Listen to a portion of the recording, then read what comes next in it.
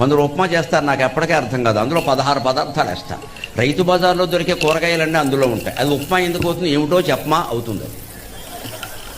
ఉప్మా చేయడం చేతకానివాడు చేసే పని. ఉప్మా అంటే కేవలం గోధుమ రవ్వ ఏదో ఉండేదేదో అదే ఉండాలి. ఇవన్నీ ఎందుకుంటాయి?